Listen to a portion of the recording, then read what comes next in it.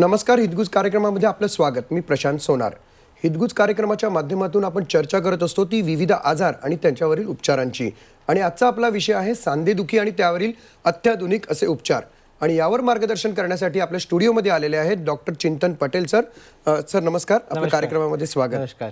Doctor चिंतन पटेल यांच्यासोबत बद्दल सांगायचं झालं तर त्यांनी सेट GS मेडिकल कॉलेज आणि किंग एडवर्ड मेमोरियल हॉस्पिटलमधून MS ऑर्थोपेडिक या शस्त्रक्रियेच्या संदर्भात पोस्ट ग्रॅज्युएशन केलेलं आहे. आतापर्यंत त्यांनी 4000हून अधिक जॉईंट रिप्लेसमेंटच्या सर्जरीज देखील केलेल्या आहेत आणि साधारण 2200हून अधिक कीहोल, लिगामेंट अँड स्पोर्ट्स इंजुरीजच्या सर्जरी देखील केलेल्या आहेत. ऑर्थोपेडिक क्षेत्रातील नवीन संशोधन करण्यामध्ये त्यांचं उल्लेखनीय योगदान राहिलेलं आहे. त्यांनी बऱ्याच कॉन्फरन्सेस आणि वर्कशॉप देखील अटेंड केल्या ज्यामध्ये त्यांनी सहभाग घेऊन या संदर्भात आपले मतं मांडलेली आहेत. तसंच राष्ट्रीय आणि आंतरराष्ट्रीय पातळीवर त्यांचे लेख प्रसिद्ध देखील झाले आहेत. सध्या ते Criticare Asia hospital Mumbai, Wockhardt hospital Mumbai आणि मुंबई सेंट्रल आणि झायनोवा शाल्बा हॉस्पिटल मुंबई येथे जॉईंट रिप्लेसमेंट सर्जन म्हणून कार्यरत आहेत. त्यांच्याकडनं आपण जाणून घेऊयात संधिवात म्हणजे नेमकं काय हे सुरुवातीलाच आपण त्यांच्याकडे जाणून. नमस्कार सर. नमस्कार. पहिले तर सगळं प्रेक्षकांना दिवाळीच्या हार्दिक शुभेच्छा. आणि आपण आज गुडघ्याचा बद्दल सगळं बोलणार आणि त्याच्याबद्दल ते थोडंफार समजून घेणार की नक्की गुडघ्यामध्ये काय काय त्रास होऊ शकते, संधिवात म्हणजे नक्की काय. गुडघ्यामधली सगळी कंडिशनमध्ये आपण संधिवात नाही म्हणू शकत.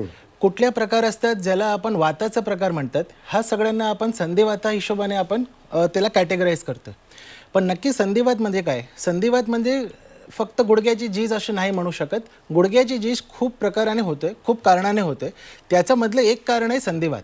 आणि संधिवाताचं मुख्य कारण आहे आपल्याला रक्तामधलं कुठलं केमिकल जर वाढत गेलं, आपल्या सगळ्यांमध्ये हा केमिकल असतात पण कोणाकोणामध्ये ते लेवलचं पुढे वाढत गेलं तर त्याच केमिकल आपल्या सांध्यामधलं जे कवर असतात ज्याला सायनोवियम म्हणतो, कार्टिलेज म्हणतात, त्या सगळ्यांना ते खराब करतात. आणि त्या कवर आपलं खराब झालं तर वाताचा प्रकार सुरू होतो आणि अशाच प्रकाराला आपण संधिवात म्हणतो. आता अशामध्ये खूप आपण म्हणतोय की ते प्रकार असतात. एक आपण सगळ्यांना ऐकलं असेल की आपण जे युरिक ॲसिड वाढल्यामुळे ते कधी कधी त्रास होतोय. कधी कधी आपण म्हणतोय की ते रुमेटॉइड आर्थरायटिस की आमवात जे म्हणतात ते आहे. आणि कधी कधी इतर सगळं सोरियासिसला कोणाकोणाला होतं की खूप कारणाने ते संधिवाताला आपण म्हणू शकतो. संधिवात आपण ॲक्च्युली बघितलो तर ते संधिवाताचं आपल्याला ॲक्च्युअल ट्रीटमेंट थोडा औषधं वगैरे कंट्रोल करून ते कंट्रोल करता येणार, पण ते टाईम असताना केलं पाहिजे. जर पूर्ण सांधा एकदा बिघडत गेलं तर आपल्याला पुढे जाऊन त्याला कंट्रोल करणं थोडं त्रासदायक असतात. म्हणून तो ह्याला आपण म्हणतो संधिवात. पण डॉक्टर, तुम्ही म्हणालात की प्रत्येक गुडघेदुखी ही नेहमीच या संदर्भातली असेल असं नाही, पण ती थिन लाईन ओळखायची कशी सामान्य माणसांनी? हो. एक तर आहे की आपल्याला सिम्पटम्स की आपण म्हणतो की आपल्यामध्ये काय काय प्रकाराचं जे त्रास की वेदना होतोय, कधीपासून सुरू झालंय, घरी कोणाला होतोय की नाही, ब्लडच्या टेस्टच्या हिशोबाने की एक्सरेच्या हिशोबाने, आणि कधी कधी कुठल्या केसमध्ये गरज पडली तर MRI करून सुद्धा आपल्याला ते ओळखता येते. आपल्याला अशामध्ये जर एकदा आपल्याला माहीत पडलं की वाताचा कुठला प्रकार आहे तर त्याचं पुढचं स्टेप घेणं सोपं असतात. सगळ्याच वातांना की सगळ्याच गुडघ्या दुखण्याना आपल्याला एकच प्रकाराची ट्रीटमेंट दिली तर सक्सेस होत नाही. आणि म्हणून पहिलं ते ओळखावं लागतात की नक्की काय घडलं आहे गुडघ्यामध्ये की कुठल्याच सांध्यामध्ये, कुठल्या कारणाने हा सगळा प्रकार चालू झाला आहे, आणि त्या हिशोबाने आपण पुढचं स्टेप तेव्हा घेऊ शकतो. माझं म्हणणं आहे एक सोपं एक प्रकार असतो, फक्त नुसतं एक एक्सरे पण काढून घेतलं गुडघ्यांचं तर त्याच्यामध्ये आपल्याला 80-90% माहीत पडून जातात की गुडघ्याची आत्ताची परिस्थिती कशी आहे, आणि त्या हिशोबाने पुढचं स्टेप आपण काढू शकतो. नक्कीच डॉक्टर, पण गुडघ्याच्या म्हणजे ऑस्टिओ आर्थरायटिसचे संभाव्य धोके कोणते आहेत? डिपेंड्स असतं का ते की स्त्री आहे की पुरुष आहे किंवा अनुवांशिक आहे, काय आहे म्हणजे? नक्की. आपण आता जे ऑस्टिओ आर्थरायटिस म्हणतोय ते ऑस्टिओ आर्थरायटिसचा एक प्रकार आहे जे जीस आपण म्हणतोय, ते गुडघ्यातली जीस. आता गुडघा म्हणजे नक्की काय असतात? नॉर्मल गुडघा आपण जर बघितलं तर थोडा या हिशोबाचा असतो. ह्याच्यामध्ये आपल्या सगळ्यांच्या गुडघ्यामध्ये एक गादी असते. ती गादीला आपण जर टेक्निकली बोलतोय तर त्याला मेनिस्कस आपण म्हणतोय. आणि गुडघ्याचं जे कवर आहे, हाडाचं कवर आहे, त्याला आपण कार्टिलेज म्हणतो. आता झीज केव्हा झाली? जेव्हा आपल्याला गादीची झीज झाली, गादी पातळ होत चालली, वरचं खालचं हाडाची कवर आपल्यामधून जे झिजायला लागली तर त्याला आपण ऑस्टिओ आर्थरायटिस म्हणतो. हा आणि सांधिवातामध्ये तो मेन फरक आहे की ही झीज आहे आणि सांधिवाताचं कारण आहे केमिकलचं. अशामध्ये जेव्हा जेव्हा ही झीज होत चालली आहे तेव्हा आपल्याला वरचं आणि खालचं हाड झिजायला सुरू झाले की ते कवर आपल्याला डॅमेज होऊन जातात. आणि तीच आपण याच्यामध्ये बघतोय की सगळीकडे तिथे थोडं खरचटल्यामुळे ते कवर डॅमेज झालेलं असतात. कधी कधी हा कवर पूर्ण गायब झाला, पूर्ण डॅमेज झाला तर त्याला आपण सिव्हिअर ऑस्टिओ आर्थरायटिस, नाही तर भरपूर आपल्याला झिजलेला गुडघा आपण म्हणतो. आता नॉर्मली अशामध्ये मेन कारणं काय असतात? मुख्य कारण आहे की आपल्याला कामं कशा होतं. म्हणजे खूप लोकांचं भरपूर मेहनतीचं कामं असतात, पहिले आयुष्य खूप कष्ट केले आणि खूप धावपळ झाली आहे, तर त्याच्यामध्ये पण त्याचा इफेक्ट त्या गुडघ्यावर पडलेला असतो. त्याच्याबरोबर आपल्याला जर आपले मसल्स आहे की आपले जे स्नायू आहे, खास करून मांडीचे जे स्नायू आहे, ती सगळे एवढे मजबूत नाही आहे, तर हळूहळू ती सगळंच लोड आपला गुडघ्याला येतात. आणि अशामध्ये आपल्या रोजचा रोज रुटीनमध्ये जर आपण बघितलं तर अशा प्रकार विमेन की फिमेल्समध्ये की लेडीजमध्ये जास्त असतात, कारण की त्यांच्यामध्ये ॲक्च्युली घरातलं खूप कामं असतात, ज्याच्यामध्ये खाली बसणं होतो, मांडी घालणं होतोय, जिन्यांचं चढ उतर होतोय, खूप धावपळी असतात. आणि म्हणून आपण ह्या दिवशी जर बघतोय तर फिमेल्समध्ये आपल्या इंडियन सेटअपमध्ये जास्त ऑस्टिओआर्थरायटिसचे प्रकार घडलेले असतात. जसं ते 40, 50, 60चे पुढे झालं की ही झीज आपल्याला दिसायला भेटतात. कधी कधी हा प्रकार अनुवंशिक असतात, पण मेनली आपण जर म्हणतोय तर वाताचं मध्ये अनुवंशिक जास्त आपल्याला म्हणतात, पण ऑस्टिओआर्थरायटिस आपल्याला कामाच्या हिशोबाने भेटतं की जेवढं कामं भरपूर लोक करतात, नाहीतर जेवढं आपल्याला रोजचं रोज एक्सरसाइज होत नाही.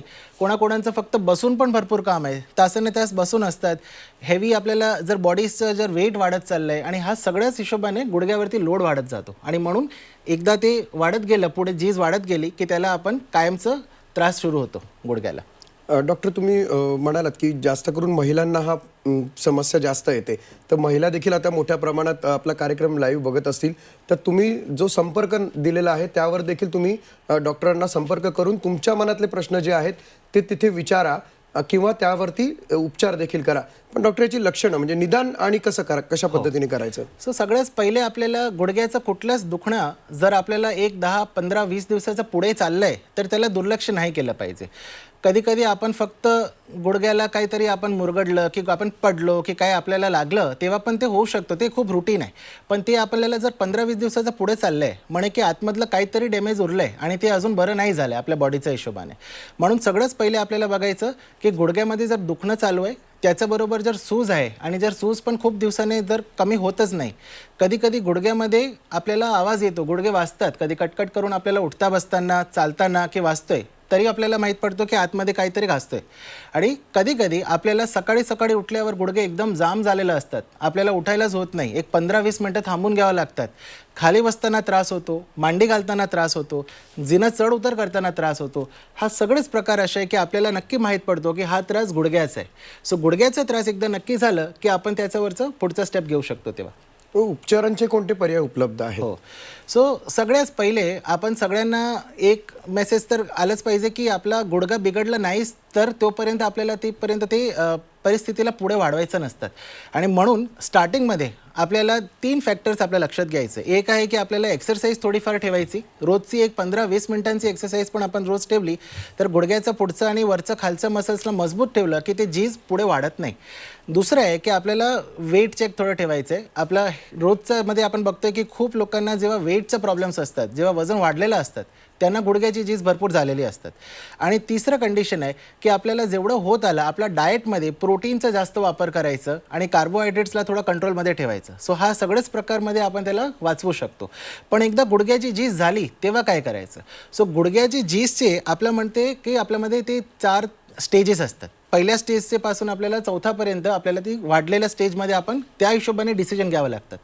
पहिल्या स्टेजमध्ये जर आपण बघितलं तर याच्यामध्ये जसं आपण बघत होतो की फक्त जी सुरू झाली आहे, अशामध्ये आपल्यामध्ये मेन ऑप्शन्स आहे की एक्सरसाइज थोडीफार सुरू करायची, लाईफस्टाईलला थोडंफार चेंज करायचं, खाली बसणं झालं, मांडी घालणं झालं, हा रोजचं रोज आपल्याला जिना चढ उतर झाला, हे थोडं आपण थांबवलं की हे थोडं थांबून जातात. अजून अशामध्ये आपल्याला जरा पुढे वाढत चाललं आहे तर थोडं आजच्या दिवसामध्ये ऑप्शन्स काय असतात की आपण ऐकलं असेल तर स्टेम सेल्सचे इंजेक्शन्स जे आपण नवीन म्हणतोय ती पण ह्याच्यामध्ये उपयोगीचं असतात. आणि त्याच्याबरोबर आपण एक जेल असतात, ते जेल आपल्या गुडघ्यामध्ये टाकून तिकडची झीजला आपण थांबवू शकतो. हा सगळं इंजेक्शनाने करता येतं आपल्याला.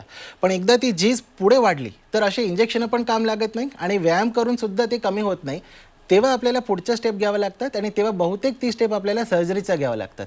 आणि तेव्हा आपण नक्की काय करतोय की गुडघ्यामधली जी गादी खराब झाली आहे, समजा आपल्याला ही गादी आता भरपूर झिजली आहे तर त्या गादीला आपण चेंज करू शकतो. खूप लोकांचं मनात असतो की आपण गुडघा बदलीचं ऑपरेशन केलं म्हणे की पूर्ण सांधा आपण चेंज करतो, असं काहीच नसतं. आपण नक्की काय करतोय, फक्त तेव्हा नवीन गादीला आपण आतमध्ये बसवतो, गुडघ्याचा झिजलेला जे भाग आहे त्या कवरला आपण नवीन टाकतो आणि कुठला आतमधलं लिगामेंट की वगैरे आपण वाचवायचा प्रयत्न करतो. सो जेवढं आयटम आपल्या आतमधलं व्यवस्थित आहे, जेवढं आपण वाचवू शकतो तेवढं पेशंट्सला पुढे जाऊन पण आराम भेटतो. म्हणून हा प्रकार आपण त्या स्टेजच्या हिशोबाने घेतो की गुडघ्याची झीज किती झाली आहे त्या हिशोबाने आपण तेव्हा डिसिजन घेतो की काय करायची गरज आहे त्यांना. नक्कीच तुम्ही ज्यांच्यावर उपचार केलेत त्यांची काही मतं आहेत का आणि ती कशा पद्धतीची आहेत ते आता आपण पडद्यावर पाहूया. बरोबर. Zaviu Fadlaka, I'm from Ethiopia, the city of from the city of Addis Ababa. I came here. I came to know about this hospital through a friend of mine who is working with me for about 10 years. And I did have this hip. I needed hip replacement, so I came to this hospital and I did hip replacement. And the hospital is big. Staffs are good also, and I definitely recommend it for some other person who is the same problem. Otherwise, from the moment I came in up to tomorrow, I'm going to be discharged.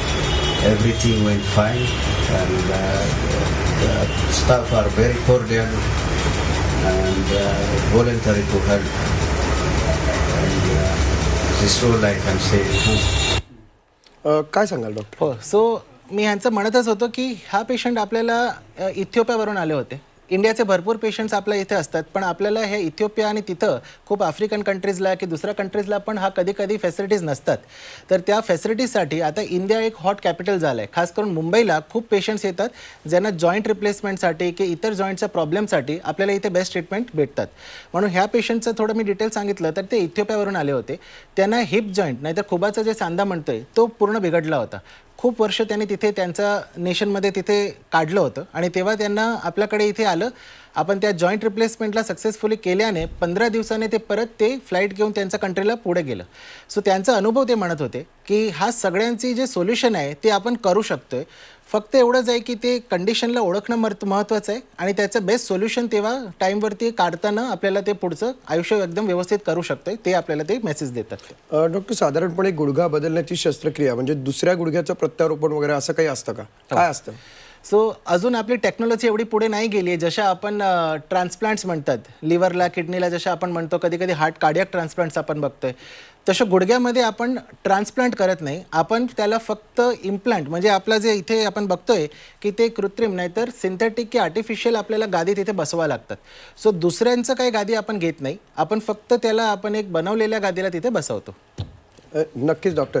ब्रेकवर जाण्यापूर्वी अजून एका उपचार घेतलेल्या रुग्णाचं मनोगत आपण पाहूयात. नक्की.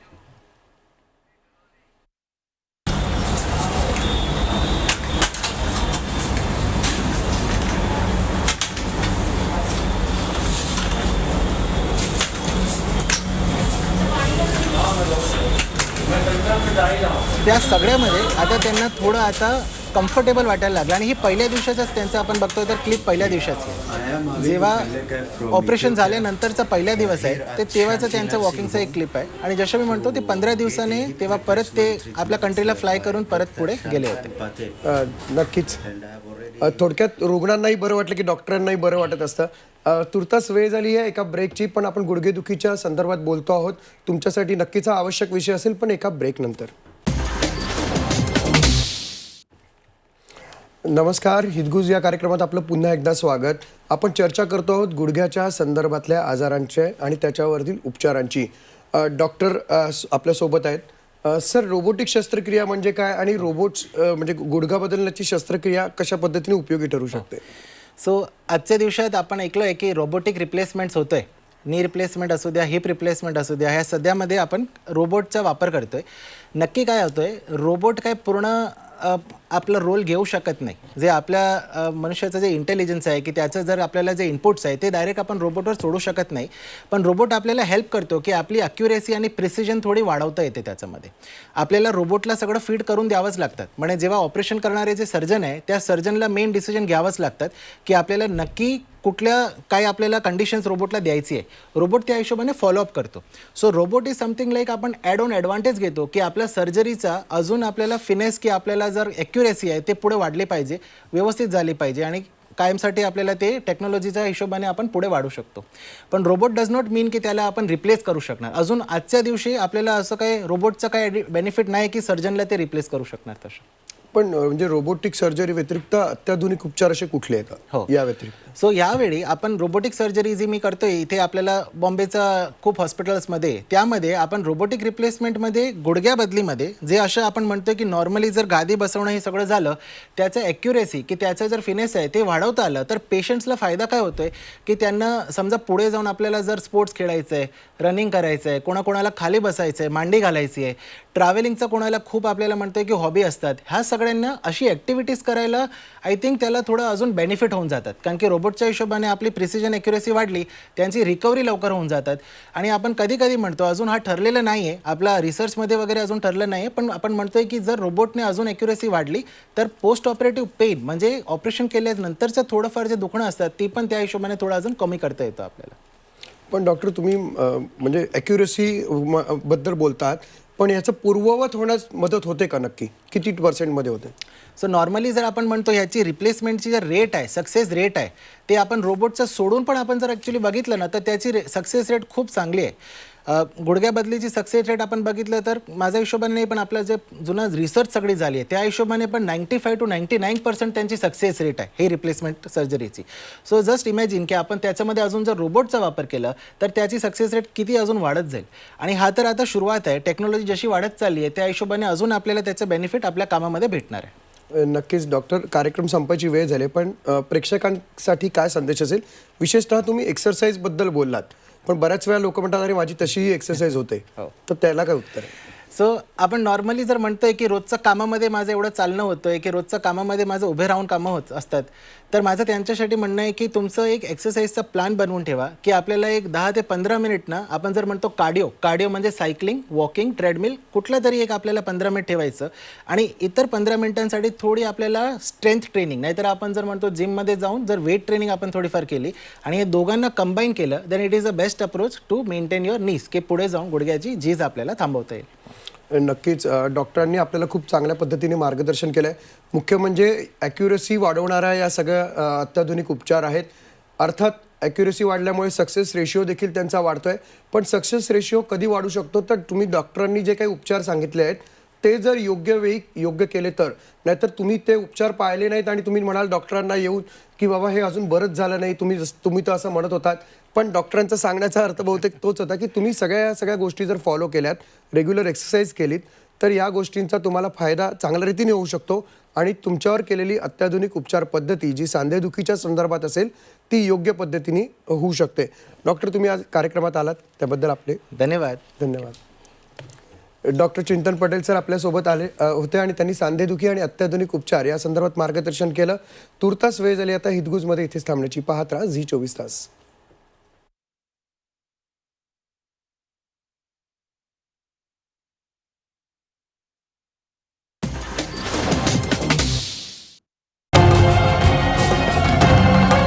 छत्रपतींचा विचार म्हणजे